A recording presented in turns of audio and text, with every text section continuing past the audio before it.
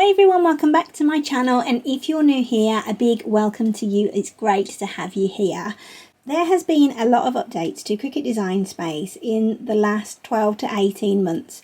So what I'm going to do today is just redo one of my most popular videos, and this is how to personalize a balloon using your Cricut.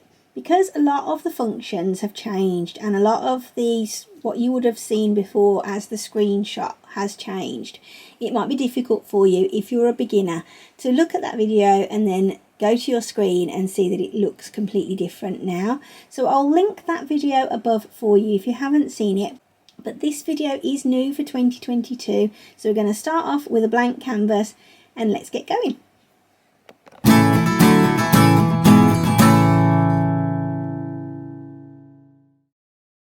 Alright then, so first things first, what we need to do is get ourselves a brand new blank canvas.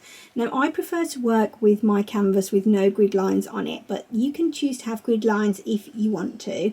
And if you do want to take them away, I'll show you how to do that now as well. So on your main canvas screen here, if you just go up to the 3-line menu, just click there, and then you can come down to settings. And you can see you've got lots of different settings across the top here. So you have your general settings, which is where you're saving to and what language you see Cricut Design Space in. You've got your canvas settings here, and this is your grid and the unit of measurement that you're using. So I'm using no grid and metric, so I'm working in centimeters. You can have a full grid and a partial grid. A partial grid is about 2.5 centimeter gaps between the lines, and a full grid is what you would normally see on like a cutting mat. So each 5 millimeters would have a line, and then of course you've got your units, which is imperial of inches, and then your centimeters. You've got your load type. Now this depends on what machine you're using really. I have mine set up for a Cricut Maker. If you just click on it, you'll see all of the different machines that it's possible to use. And then I also have it set up for on mat, so you can choose to have none, which would be for your smart materials and that sort of thing. And then you've got on mat for your 12 by 12 30 centimeter mat, or you've got it for your longer mat, which we do sometimes use. And then you've also got the card mat as well, which is there at the bottom. And then I have my print then cut size set to A4. You've also got your notifications there as well, which you can go on to, but we don't need to worry about that. So on the canvas section, just choose which you like. So you could try it with grid or no grid and see which one you prefer. I've tried all three and I keep coming back to no grid. So what we're going to do then is just check out what our text needs to be for this balloon, and it's got to say Ruby's Prom 2022. So we're going to start off by getting our text on the screen. So what you'll want to do is come over to this text box here, click on there, and then your text comes up like this now. Previously you would have had a little box at the bottom, and that would have come up completely independently to what you're going to type in. So let's just go to the end of that. I'm just pressing to the end using my arrow keys. Then I can delete the word text and I can start typing in what I want it to say. Okay, so I can do it all on one line because I can now use the new text bounding feature. So if I just click off of that, you'll notice now that I've got these lines and these little boxes around it, and that means that I can just adjust how I want the layout of my balloon to look. So I want it on 3 lines, that's perfect. Now I'm going to change my font. So I'm going to come up here to the font drop down box, just click on that, and then I know exactly what font I'm going to use. It's one called Hey Butterfly. It's what I always use when I'm doing balloons. Just click on that one, and that has now changed my font exactly into the one that I wanted it to be.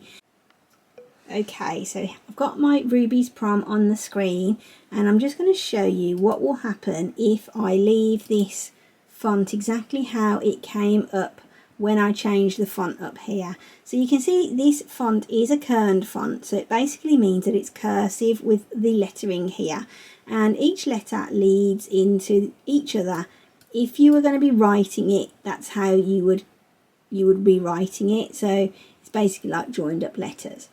But if we come down to the bottom and click on Weld, and I'm going to go through Weld and everything with you in a moment, but if I just click on Weld, a problem that we sometimes get once the text is welded, and it isn't going to do it on this occasion, which is really interesting, so I'm wondering if they've fixed that in the update.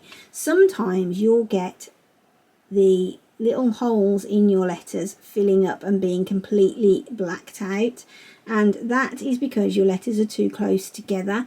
I am hoping they might have fixed that because these letters are really overlapping. If you do come across that issue, what you need to do is just click on your words again and then come up to letter spacing, and you just want to extend that out a little bit. Now I'm just extending it out myself to make sure that none of these little tails are overlapping. You can zoom in at the bottom here if you want to, just to get a little bit of a better detailed view of your project. You can see here the word prom is just very slightly too far away from that P, I feel, but if you want to leave it as it is, it's entirely up to you.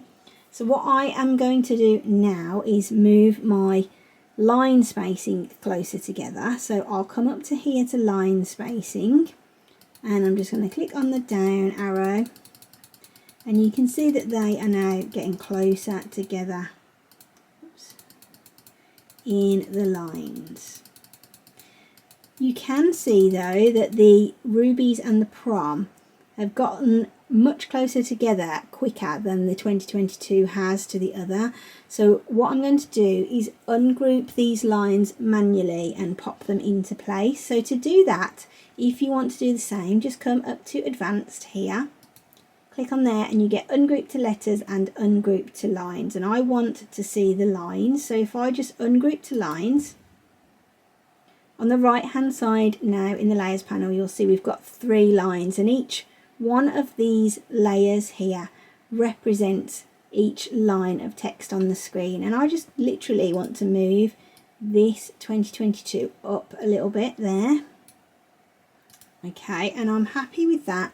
I may well have moved the alignment of that, so if I put this over here completely out of the way, just to show you how the next feature works, what I'm going to do now is select all of my text. So there's 2 ways of doing this. You can either just select everything with your mouse and just drag over it, or you can come up to the top here to select all and just click on that, and that will select all of your text on the screen. Then what you'll want to do is come up to align, and then you'll want to center horizontally. So if we click on that, and there we go, everything is nicely in line, and I'm happy with the way that looks right now. So what I'm going to do is group it all back together. Now I need to sort out my sizing. Now I did a video recently about this new sizing feature and how it will make your text stay proportionally the same sort of size if you just drag it out using these new handles on the right hand side. But I did mention at the time that when I'm doing a balloon, sometimes it's not possible to have the text enlarged proportionally, and we do actually need to make it wider more so than it is when it's vertically on the screen, if that makes sense to you. So the space that I'm working with when I'm doing this on a Qualitex Deco bubble is about 20 centimeters is the maximum that I can go to. So what I normally do is go to about 18 centimeters, and then I will come down about the same, so it is virtually square. In fact, what I'm going to do first is weld this. So I did say I'd explain to you what weld was. So we've got this grouped together now, but if we were to go through to make it, when the machine cuts, it's going to cut each letter individually still. They'll look like they're lined up, and they'll come through as if they were lined up, but there will be a little slice in between each letter, and we don't want that to happen. So if we come down to weld, that's how we stop that from happening. So just click on weld, give it a couple of seconds, and now you can see it's made it one layer on the right hand side, and the little lines that were in between each letter have disappeared. So when this cuts, it's going to be a really fluid design just there, and it's not going to have any lines in between those words. Okay, so let's now sort out our sizing. I'm just going to zoom myself out a little bit. Okay, and what I want to do is just click on that, and I want to be able to move this to the size I want it to be. So I'm just now looking at the sizing along the top and the right hand side of my text box, and I can see that that's about 19.1 by 19.6.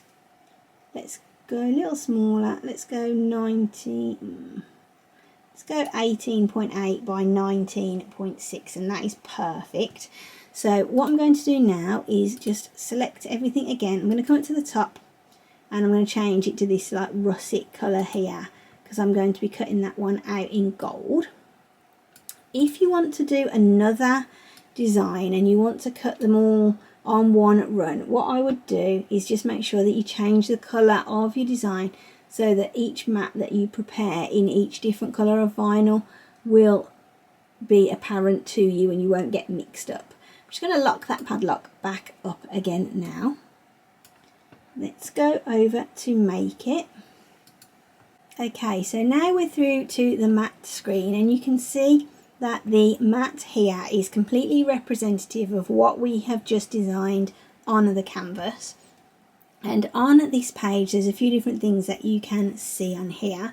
So you've got your project copies up here. If you were to change this, say you wanted 2 copies of this, you had 2 balloons to make, what you need to do is just click on this up arrow to correspond with the amount of copies of your design that you need. So let's say we just want to do 2 balloons the same.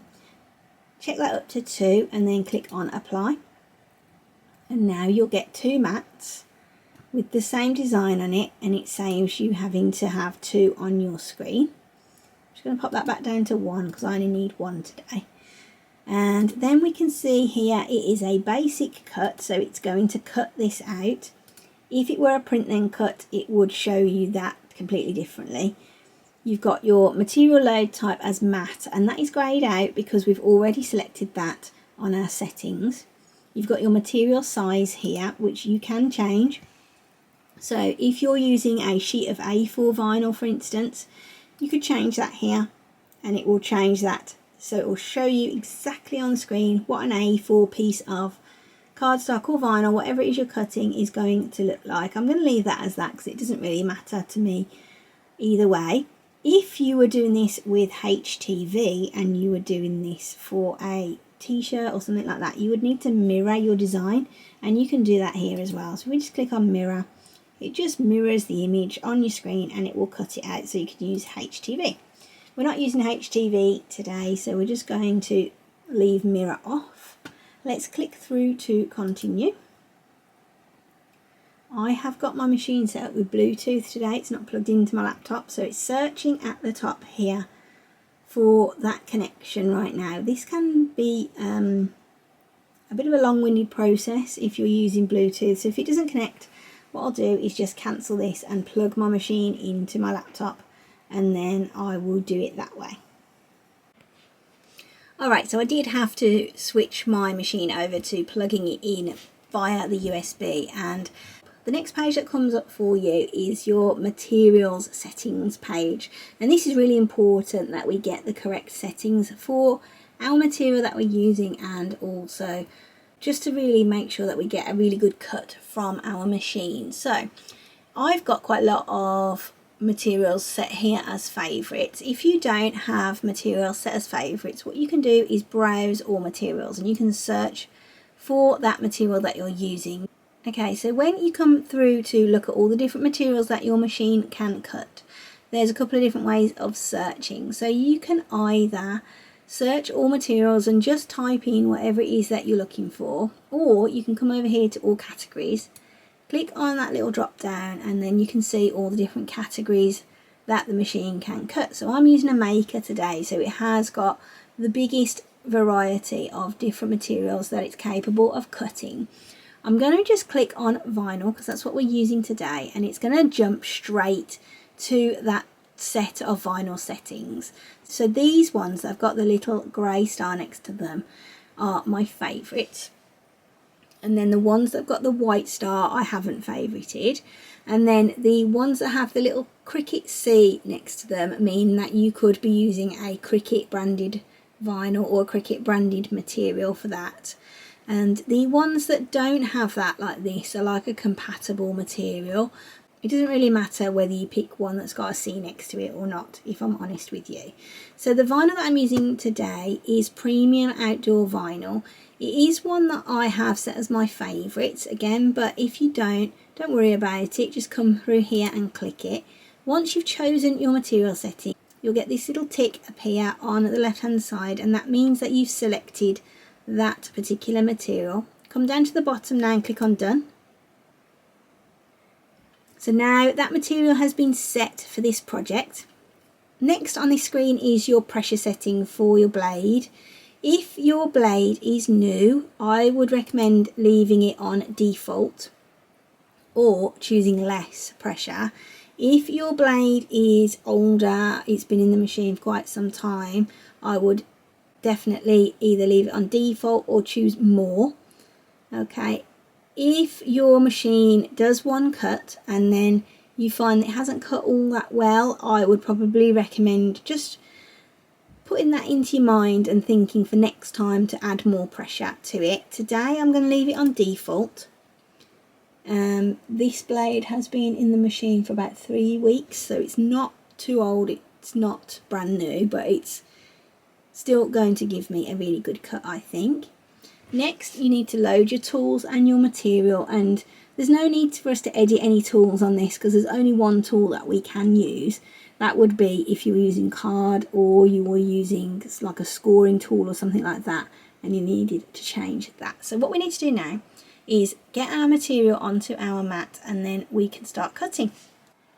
This is the vinyl that I'm going to be using today. This is one that I bought from MDP Supplies. As you can see, it's a pretty thick log of this gold vinyl, and I actually really like the way this cuts. It is a detape vinyl. I'm not sure what number it is. It might be 440, but I'm not sure. I will check and I'll pop that on the screen when I edit this video, and I'll pop it down below in the description for you.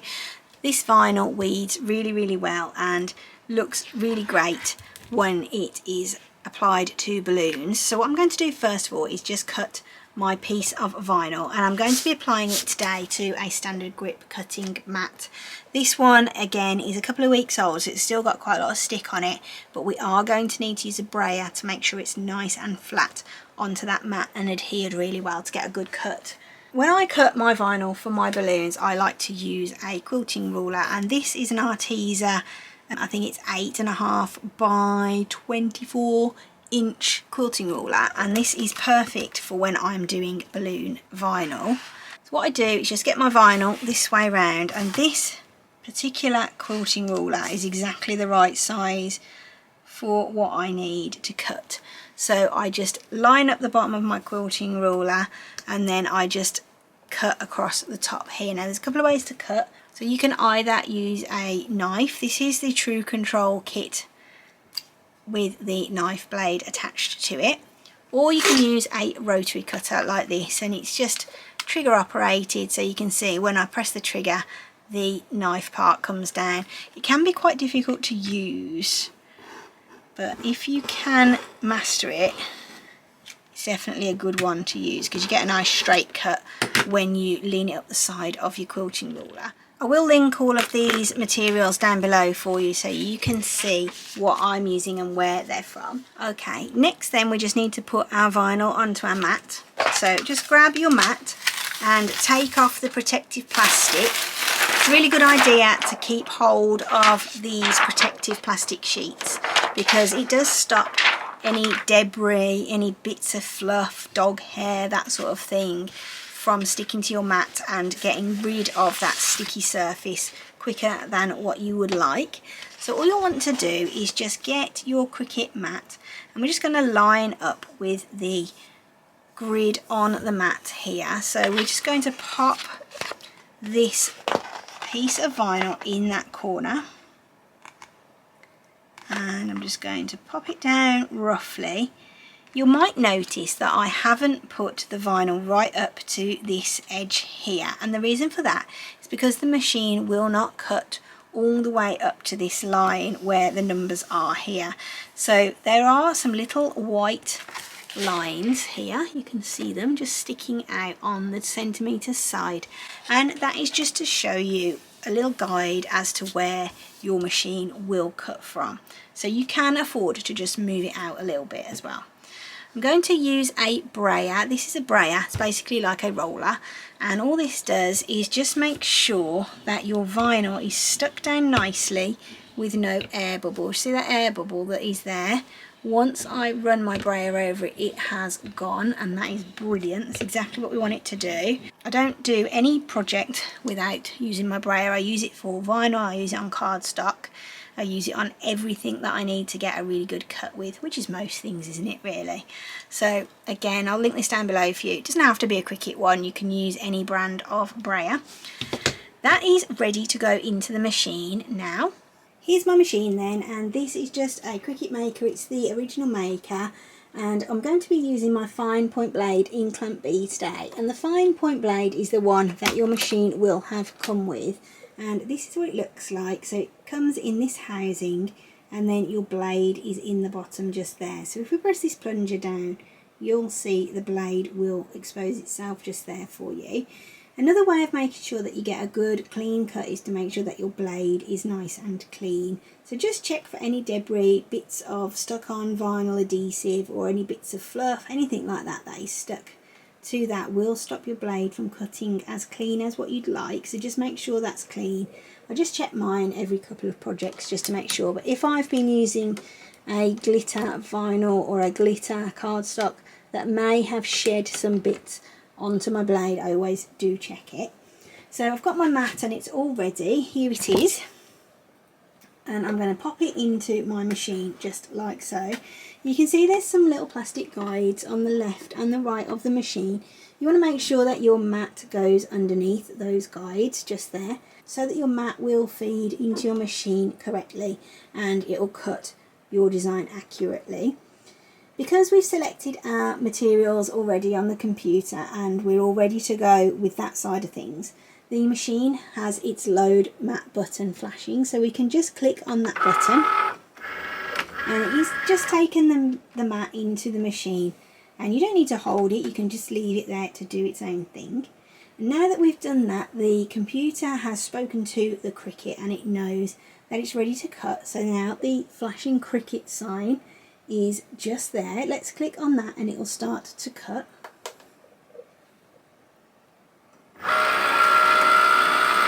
So the machine takes the mat into the machine and then it moves its carriage over to the right hand side, and all it's doing is just detecting that you've got the right tool installed for the job.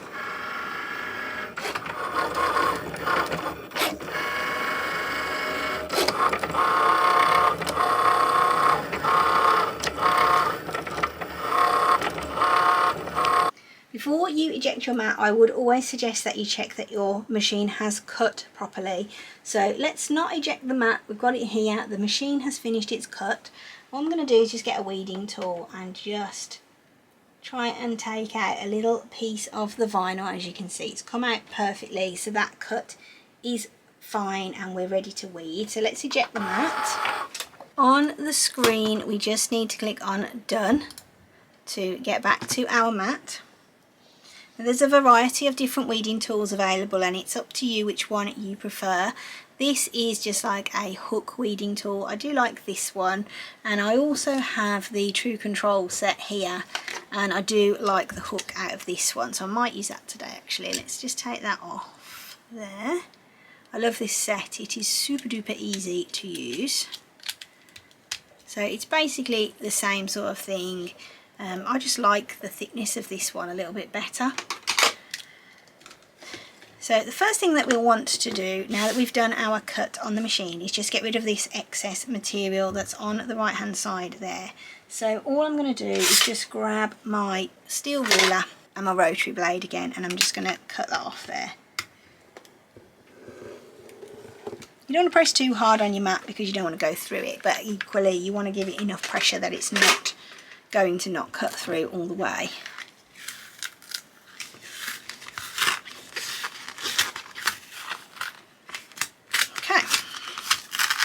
done. Once we've removed all our excess vinyl from the side, we can put that to one side, and this is going to be big enough to use for another project. So what I've got is a little box of scraps that I just keep all my bits and pieces in. So next you'll want to weed your design, and weeding is basically when you remove all the pieces of vinyl that you don't need in your design. So the best thing to do, I've found, is keep your design stuck onto your cutting mat. You can turn it around and everything else, whatever you want to do to make it easier for yourself, but definitely weeding on the mat is a really good way of helping you, especially if you're new. So I'm just going to turn my design around here, and I'm going to lift it up in the corner with my weeding tool, and then I'm just going to pull away the pieces of vinyl that I don't want, and I'm going to use my tool just to help me with that. When you've taken off quite a large piece of vinyl, what I would always recommend doing is just snipping that away from your design, because it will all be in one piece.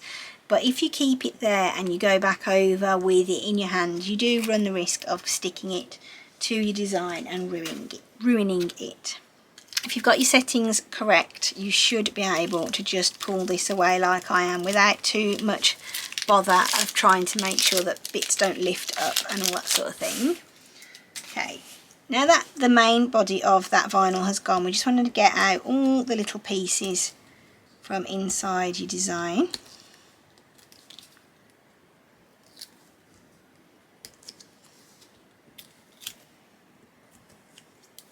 Alright, oh, I missed that one there.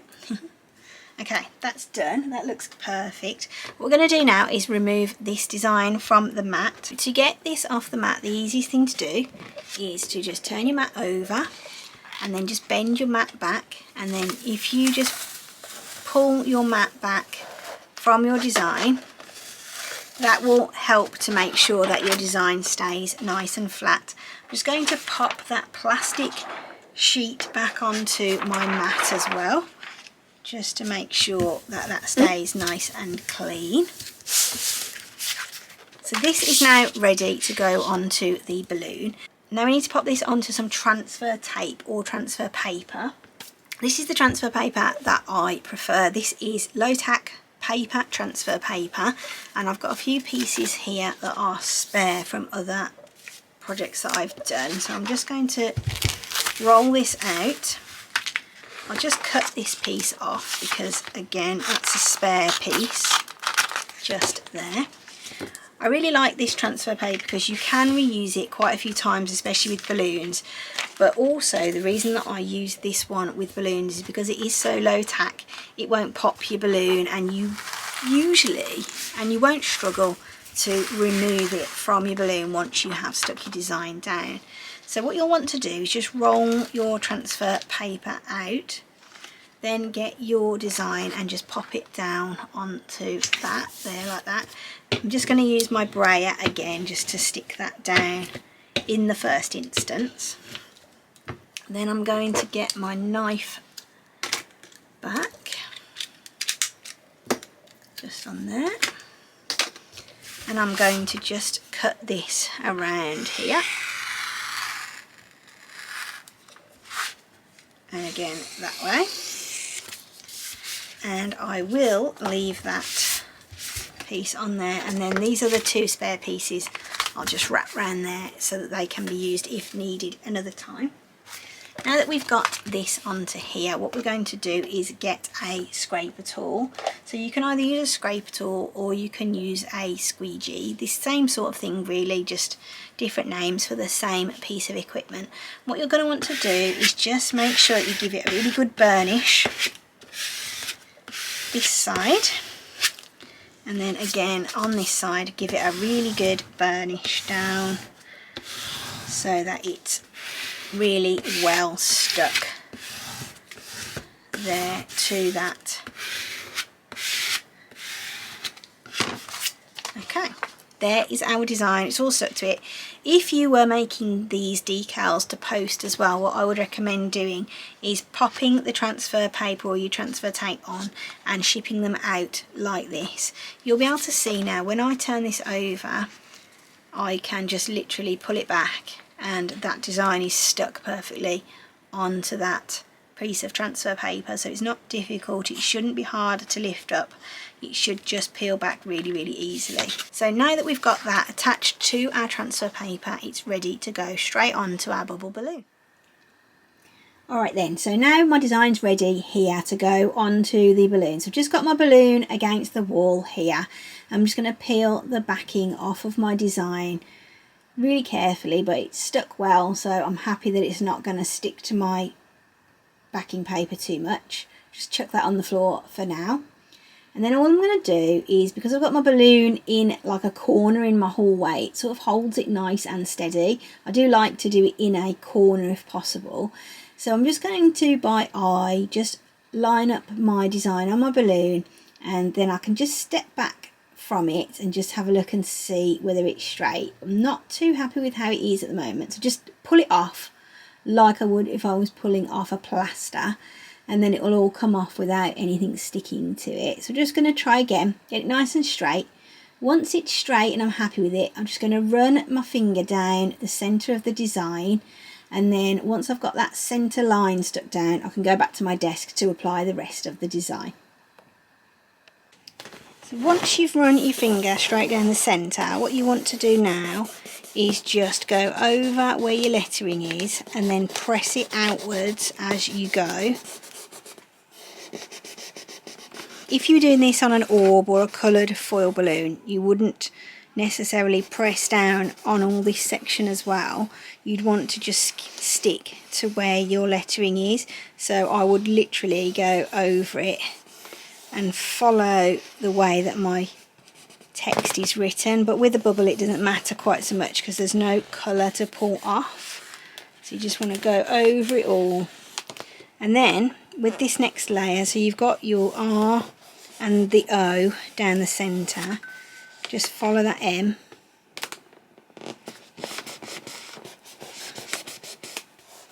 And you can see that I've wrinkled this transfer paper, but that doesn't matter because we want to wrinkle that, not wrinkle the vinyl underneath. So then the last part that we've got to do is the 2022. So we're just going to, again, wrinkle this transfer paper and not the vinyl underneath.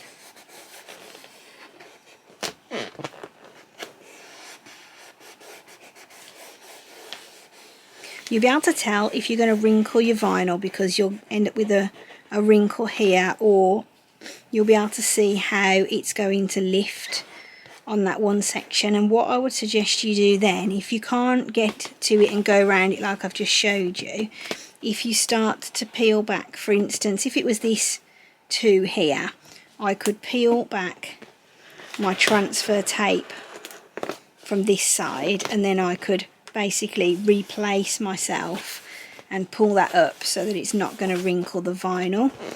Once you've got it all pressed down adequately and you're happy with how it's pressed down, what I do is just pull it back like this slowly. And especially with a font that's like this one, these little tails you need to be really careful with, because sometimes they don't stick onto the balloon and they'll stick back onto your transfer paper, and then they'll lift and you'll end up tearing them off. And whilst it is possible to put them back on, you will see that tear there. So really you'll end up having to start again, especially if it was an S like this just on its own. It's not too much of a big deal. But if it was the whole word, then you would end up having to use a whole lot of vinyl and wasting quite a bit. Just move your transfer paper from side to side as you pull it off, just so that you get a nice even removal. Okay, so this piece of transfer paper now, I can straighten it out, and I usually just stick them onto my cube wall, so I can just put them on the side there, and then I can reuse that another 3 or 4 times before it really loses its sticky. Now that you've got your vinyl onto your balloon, what I would just suggest you do is just go over it and just press it all down nicely with your fingers, and just make sure if there's any little air bubbles or anything like that, you have pushed them out. It's it's a good idea to make sure that you don't put your vinyl onto your balloon until you're about to give it to your customer. This one is for tomorrow, but I know that my bubbles always stay looking full and they don't shrink at all, so I'm not going to have any shrinkage issues. If you do have that issue, I have got a video on how to tie your balloons using a 260Q, so I'll link that up above and down below for you now so you can check that out. But that's how our finished bubble looks. It looks really great and I hope Ruby will like it and she enjoys her prom. So if you have enjoyed this video, don't forget to subscribe, drop me any questions, comments down below, and if you have enjoyed it, hit the like button as well to let me know that you like these types of videos, and I will see you soon for another one. Bye!